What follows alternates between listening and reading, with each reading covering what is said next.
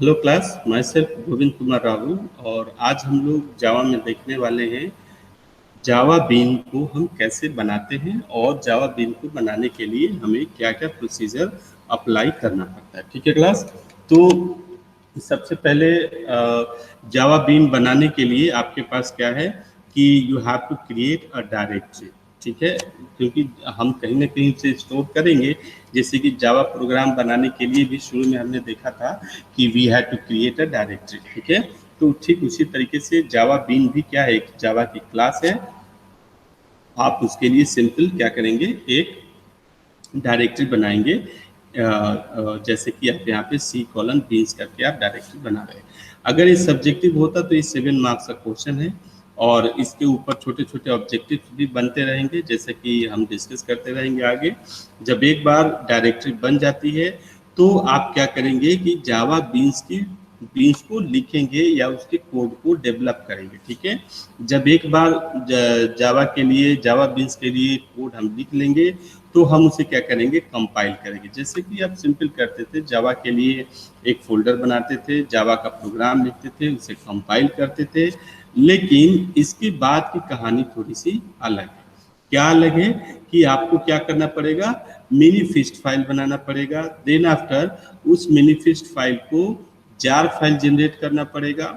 Jar file generate करने के बाद आपको बीडीके स्टार्ट करके उस जार फाइल को क्या करना पड़ेगा, लोड करना पड़ेगा।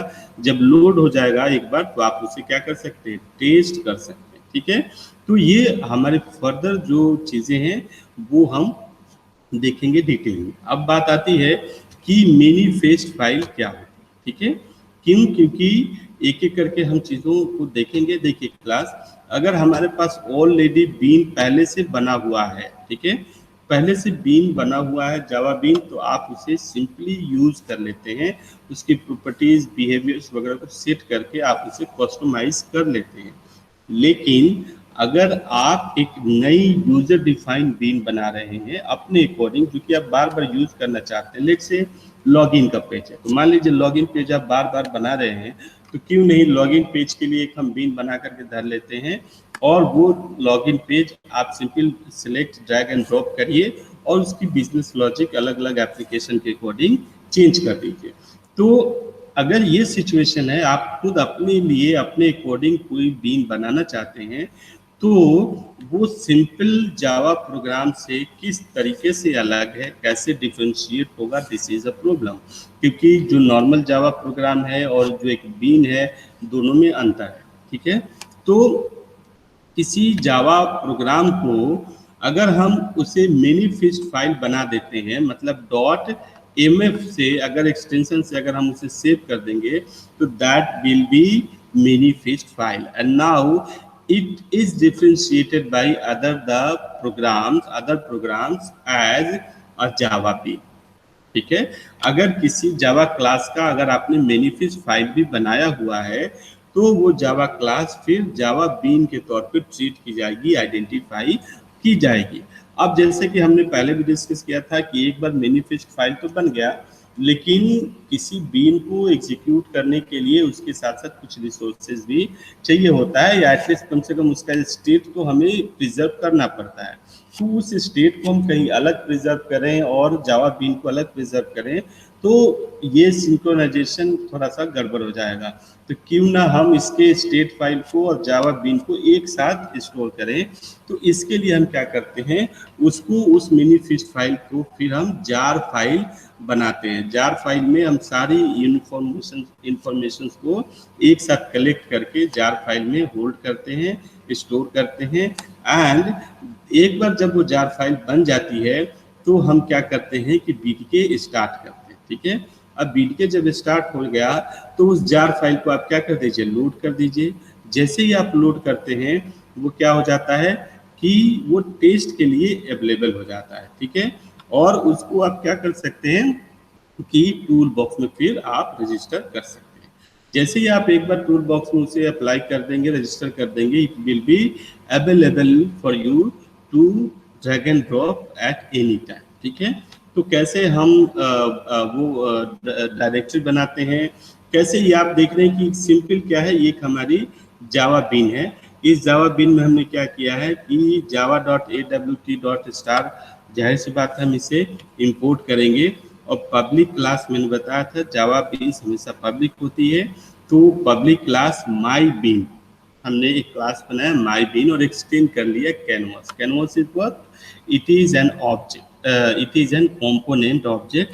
और इस कैनवास पे हमने क्या किया, इसकी माई बीन, देखिए माई बीन की जो कंस्ट्रक्टर, ये कंस्ट्रक्टर ये नॉन पैरामीटराइज है, ठीक है। अब जैसे ही माई बीन बना, माई बीन में हमने क्या किया कि जो कैनवस है उस कैनवस पे हमने सेट साइज इसको 70 और 50 कर दिया, और set background colour colour dot green, ये चीज हमने क्या किया, चेंज कर दिया कैनवस का। ध्यान दीजिए, कलर इज अ प्रॉपर्टी, ठीक है। कलर क्या है, एक प्रॉपर्टी है, but green is a value, ठीक है। ग्रीन इज अ वैल्यू, हम कह सकते हैं कि कलर क्या है, ग्रीन टाइप का है, ठीक है। ग्रीन टाइप का कलर है, मतलब ये प्रॉपर्टी किस टाइप की है, ग्रीन टाइप की है। तो प्रॉपर्टी भी एक प्रॉपर्टी होती है जिसे कलर इज अ प्रॉपर्टी, और उसका एक टाइप होता है, दैट इज एक वैल्यू होती है। तो colour dot green means green type का कलर हम इस कैनवास का दे देते हैं। ये हमने एक जावा बिल्ड प्रोग्राम बनाया, उसे हमने नॉर्मली कंपाइल कर लिया, जैसे जावा सी से हम कंपाइल करते हैं। कंपाइल करने के बाद अब आप क्या करेंगे कि मैनिफेस्ट फाइल बनाएंगे। मैनिफेस्ट फाइल जब आप बनाते हैं तो आप क्या इंक्लूड करते हैं, मैनिफेस्ट वर्जन 1.0 दे सकते हैं। नेम आपने क्या डाला, माई बीन डॉट क्लास, वो क्लास जिसका आप मैनिफेस्ट बनाना चाहते हैं। जावा बीन को आपने क्या कर दिया, ट्रू कर दिया। जैसे ही आपने जावा बीन को ट्रू कर दिया, हुआ ये कि ये क्या हुई, एक जावा बीन की मैनिफेस्ट फाइल क्या हो गई, क्रिएट हो गई। जैसे कि आप देख रहे हैं माई बीन डॉट mf, ये मैनिफेस्ट फाइल क्रिएट हो गई। जब ये मैनिफेस्ट फाइल क्रिएट हो गई तो आप क्या कर सकते हैं, जार फाइल बना सकते हैं। ये सारे के सारे कमांड जो है वो cmd बेस्ड कमांड है, ठीक है। तो cmd में हमने क्या किया, cmd बेस्ड कमांड है, तो cmd में हमने बीन्स, और अब इसका क्या करते हैं, जार फाइल बनाते हैं, ठीक है। तो माई बीन डॉट जार, और किस चीज को, माई बीन डॉट mf, और ये किससे बनी है, माई बीन डॉट क्लास से बनी है। तो आप क्या कर दीजिए, इसका जार फाइल बनाइए, और जार फाइल बनाने के बाद एक बार जब बन जाएगा तो आप किसी क्या कीजिए, बीडीके चलाइए, और बीडीके चला करके आप उसको क्या कर सकते हैं, स्टोर कर सकते हैं। अगर ये सब्जेक्टिव क्वेश्चन होता क्लास में, बता दूं, तो ये अलग से 7 नंबर का सवाल इस पर पूछा जाता जार फाइल के बारे में। जार फाइल जब आप क्रिएट करते हैं तो आपके पास कई सारे ऑप्शंस होते हैं, जैसे कि फर्स्ट ऑप्शन जो आप क्रिएट करते हैं वो सी, जैसे indicates the new jar file is created. अगर जार फाइल सी ऑप्शन से क्रिएट कर रहे हैं तो मतलब नया जार फाइल आप बना रहे हैं, ठीक है। अगर जार फाइल अगर एफ ऑप्शन से क्रिएट कर रहे हैं तो क्या कहना है कि first file in the file name is the name of jar file, ये आप उसे बताते हैं सिस्टम को। अगर एम है तो indicates the second file in the file name list is the name of manifest file, ठीक है।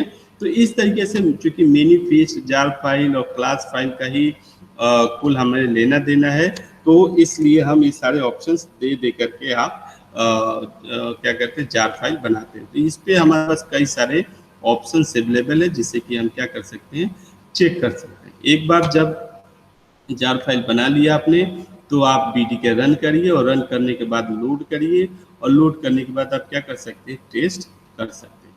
तो इस तरीके से क्लास आप क्या देखते हैं कि हमने कैसे जावा बीन्स को बनाते हैं, और कैसे हम इसको रजिस्टर करते हैं। आगे जब देखेंगे तो इंट्रोस्पेक्शन और हम बाकी के प्रॉपर्टीज वगैरह देखेंगे, बाउंड प्रॉपर्टीज क्या है, और सिंपल और इंडेक्स प्रॉपर्टीज क्या है। तो thank you class, thank you so much, thank you.